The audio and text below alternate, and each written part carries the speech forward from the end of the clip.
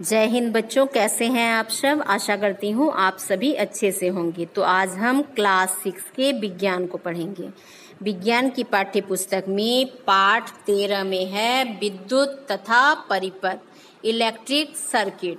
तो इसका जो एक भाग था उसको हम पहले ही पढ़ चुके थे और उस भाग में हमने टॉर्च के बारे में पढ़ा था, सेल के बारे में पढ़ा था और विद्युत से चलने वाले जो उपकरण हैं वे किस प्रकार से कार्य करते हैं, वे हमारे लिए कितना उपयोगी हैं, उसके बारे में हमने पढ़ा था। साथ ही हमने सेल का जो आंतरिक भाग है उसके बारे में जाना था और साथ ही हमने टॉर्च का जो बल्ब है वो किस तरह से कार्य करता है, उसकी बनावट कैसी है, उसके बारे में हम पढ़ चुके थे।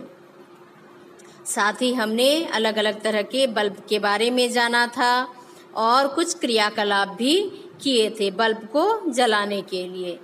तो देखिए यहाँ हमने ये सारे क्रियाकलाप किए थे, तो उसको आप पहले भाग में देख लेंगे। तो आज इस पाठ को आगे बढ़ाते हुए हम पढ़ेंगे विद्युत परिपथ। तो ऊपर के जो हमने क्रियाकलाप किए थे उसमें आपने जिस संयोजन में बल्ब को दीप्त होते देखा है उस व्यवस्था में विद्युत सेल के दो टर्मिनल बल्ब के दो टर्मिनलों से जोड़े गए हैं। तो उसमें क्या था, जो बल्ब जल रहा था उसमें क्या था कि सेल का जो दो टर्मिनल था उसको बल्ब के दोनों टर्मिनलों से जोड़ा गया था, तभी बल्ब जल पाया था। और इसके बीच संयोजन तार भंग नहीं है और जो संयोजन तार था वो भंग नहीं था, मतलब टूटा हुआ नहीं था, अलग नहीं था, उसमें जुड़ा हुआ था। तो जिस स्थिति में जुड़ा हुआ था दोनों टर्मिनल, उसी स्थिति में बल्ब दीप्त था, बल्ब जल रहा था। तो इस प्रकार की व्यवस्था विद्युत परिपथ का एक उदाहरण है। तो ये जो व्यवस्था हमने ऊपर देखा था तो वो क्या है, विद्युत परिपथ का ही उदाहरण है। यदि आपने पहला भाग नहीं देखा है तो पहले पहला भाग देख लेंगे, तभी आपको आगे का समझ में आएगा। विद्युत परिपथ विद्युत सेल के दो टर्मिनलों के बीच विद्युत प्रवाह, विद्युत धारा के संपूर्ण पथ को दर्शाता है।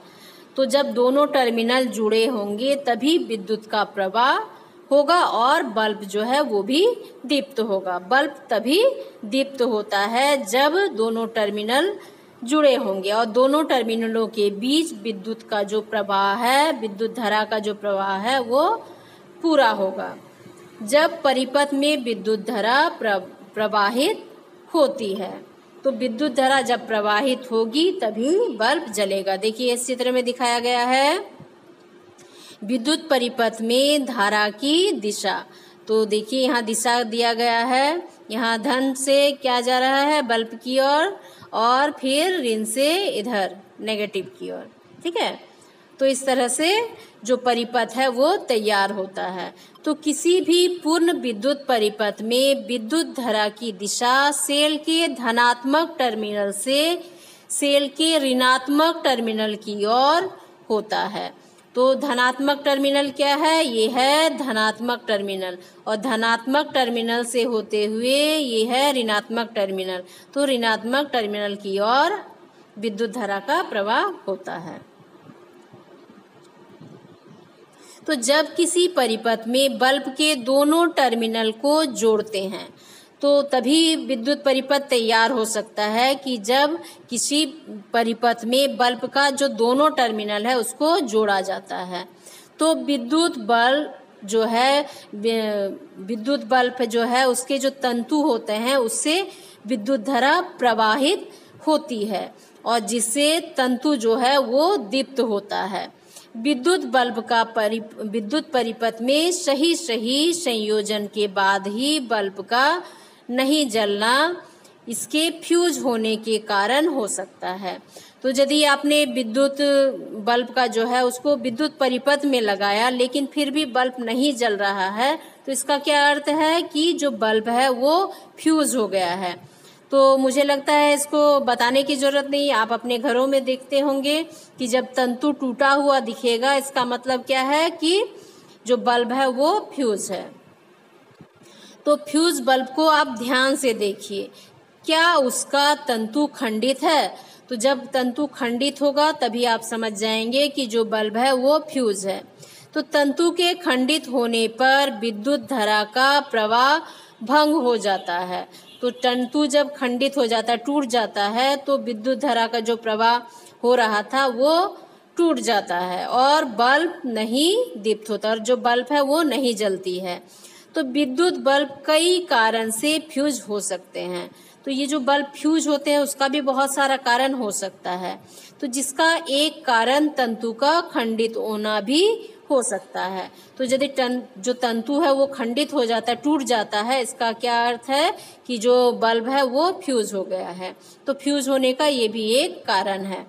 तो देखिए यहाँ फ्यूज बल्ब को दिखाया गया। देखिए यहाँ पे जो पतली सी तार जुड़ी रहती है ना, तो ये तार इस चित्र में क्या दिख रहा है, ये खंडित है, यहाँ पर जुड़ी है लेकिन इधर टूटी हुई है इस तरह। तो यही दर्शाता है कि जो बल्ब है वो फ्यूज है। अब हम देखेंगे कि टॉर्च हम कैसे बनाएं। तो इसके लिए हम क्रियाकलाप 3 को करेंगे।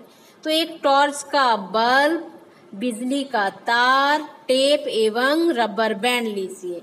तो ये जो टॉर्च हम बनाएंगे इसके लिए कुछ सामग्रियों की आवश्यकता होगी। जैसे एक टॉर्च का बल्ब लेंगे, किसी बिजली का तार लेंगे और टेप तथा रबर बैंड लेंगे। तो ये सारी चीज आप इकट्ठा कर लेंगे और तार के दोनों सिरों से जो प्लास्टिक का आवरण है उसको हटा लीजिए। तो जो तार होता है उसके ऊपर एक प्लास्टिक का आवरण रहता है। तो जब भी हम ये टॉर्च तैयार करेंगे तो दोनों सिरे से जो प्लास्टिक का आवरण है उसको हटा लेंगे ताकि अंदर का जो तार है वो बाहर निकल आए। तो घर में तैयार की गई यहाँ टॉर्च को दिखाया गया है। देखिए रबर बैंड से यहाँ बांधने का काम में आएगा।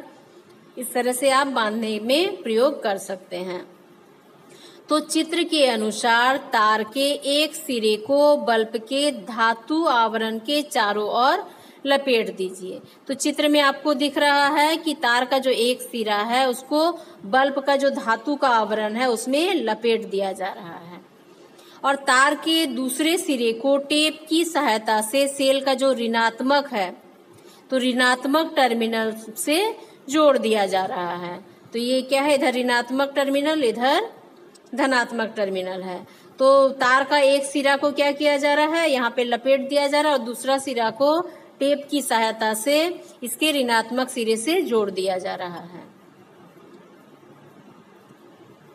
अब बल्ब के आधार की नोक जो बल्ब का दूसरा टर्मिनल है को सेल के धनात्मक टर्मिनल से सटाइए।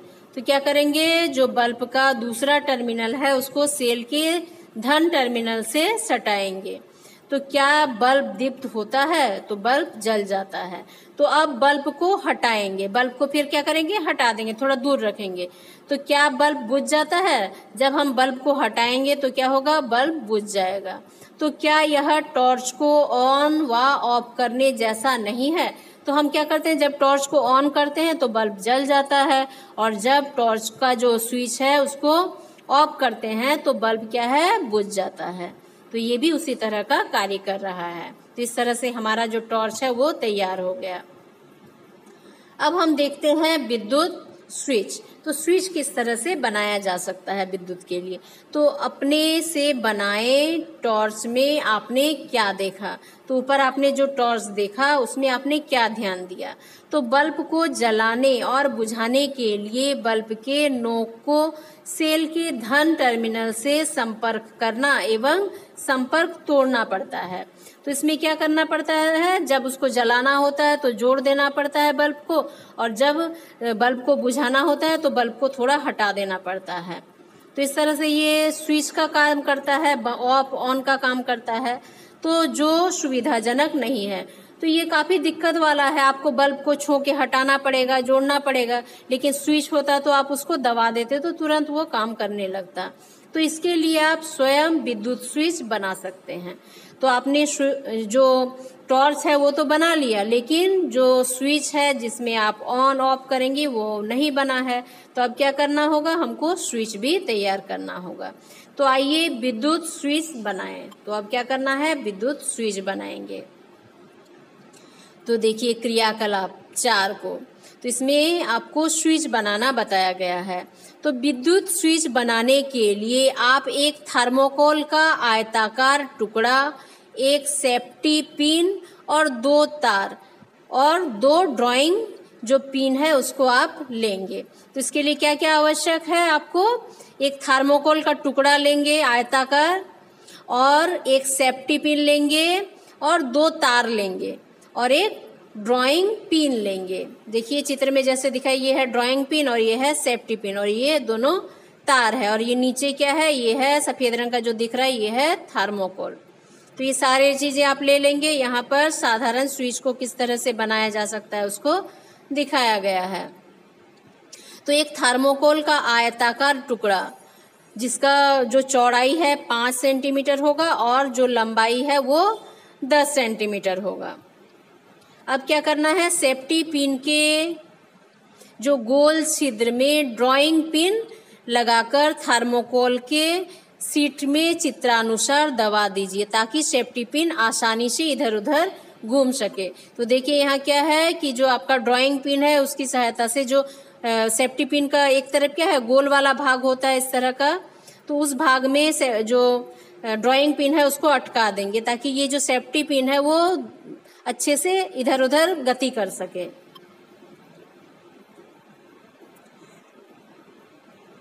अब क्या करना है, सेफ्टी पिन के पहुंच की दूरी पर दूसरा ड्राइंग पिन दबा दीजिए। तो अब क्या चित्र में देखिए कि सेफ्टी पिन जहां तक पहुंचे वहां तक दूसरा ये जो ड्राइंग पिन है उसको लगा देंगे। तो सेफ्टी पिन जब इधर घूमेगा तो इस पे टच करेगा।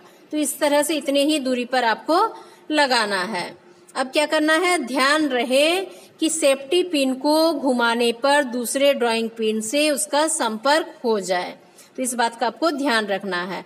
और दोनों ड्राइंग पिन से एक एक तार जोड़ दीजिए। तो जो ड्राइंग पिन है उसमें क्या करेंगे, एक एक तार जोड़ देंगे। तो आपने 2 तार लिया है तो दोनों ड्राइंग पिन से एक एक तार को जोड़ देंगे।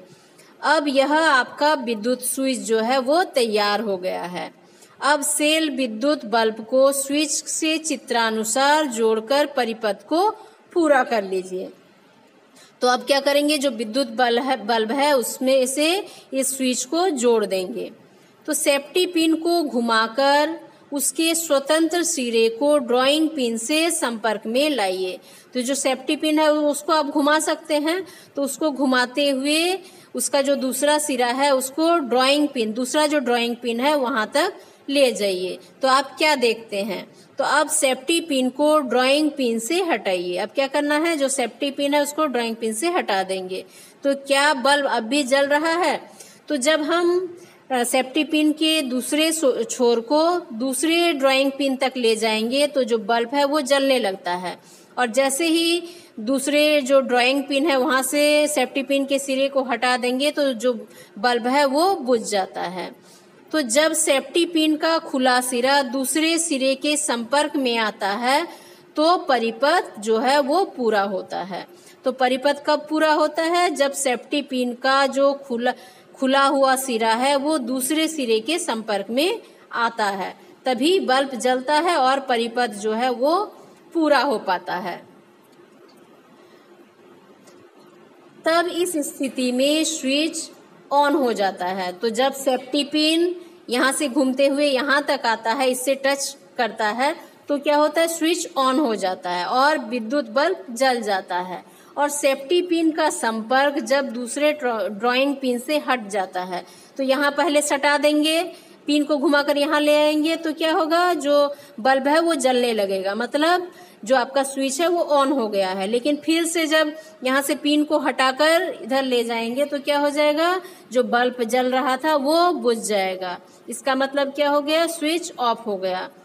तो ऑफ हो गया और विद्युत जो परिपथ है वो भंग हो जाता है, जिससे बल्ब का जो जलना है वो भी बंद हो जाता है। तो देखिए यहाँ दिखाया गया है, इसको आप देखेंगे तो और अच्छे से आपको समझ में आ जाएगा। तो देखिए ये पहला स्थिति में क्या दिख रहा है, यहाँ पे क्या है, ये सेल लगा है और यहाँ से 2 तार जोड़ा गया है और एक तार क्या है, ये जो आपने स्विच बोर्ड बनाया था उसका एक सिरा यहाँ सेल से जोड़ा और एक सिरा बल्ब से जोड़ा। और यहाँ आप क्या देख रहे हैं, एक सेफ्टी पिन लगा है, ये ड्राइंग पिन है। तो जब ड्राइंग पिन से सेफ्टी पिन को दूसरे ड्राइंग पिन से हटा देंगे तो क्या होगा कि जो बल्ब जल रहा था वो बुझ जाएगा। इस स्थिति में देखिए ये ऑफ का स्थिति है। ये स्थिति में क्या है, जो स्विच है वो ऑफ है क्योंकि सेफ्टी पिन ड्राइंग पिन से दूर है। अब ये जो इस दूसरी स्थिति है, इसमें देखिए जो सेफ्टी पिन है वो दोनों ड्राइंग पिन से जुड़ा हुआ है। तो इस स्थिति में देखिए यहाँ पर बल्ब भी जल रहा है, मतलब जो परिपथ है वो पूरा हो रहा है और स्विच क्या है, ऑन है। तो इस स्थिति में स्विच ऑन है और ये पहली स्थिति में स्विच ऑफ है। स्विच ऑफ है, बल्ब नहीं जल रहा है और इसमें बल्ब जल रहा है और स्विच ऑन है। तो ये आप समझ गए होंगे कि किस तरह से स्विच ऑन करना है, स्विच ऑफ करना है। तो ये सारी चीज आपको आसानी से मिल जाएंगे अपने घरों में, तो इसको आप करके देख सकते हैं। तो हमारे घरों में लगे स्विच भी इसी सिद्धांत पर ही कार्य करते हैं। तो देखने में यह अलग अलग डिजाइन के हो सकते हैं, लेकिन सबका जो कार्य है एक ही सिद्धांत पर ही करता है। तो आज यहीं तक पढ़ेंगे। आशा करती हूँ यहाँ तक आप इसको समझ गए होंगे। आप टॉर्च बनाना भी सीख गए और स्विच बनाना भी सीख गए। तो इसको आप सावधानी से अपने घरों में बनाने का प्रयास कर सकते हैं।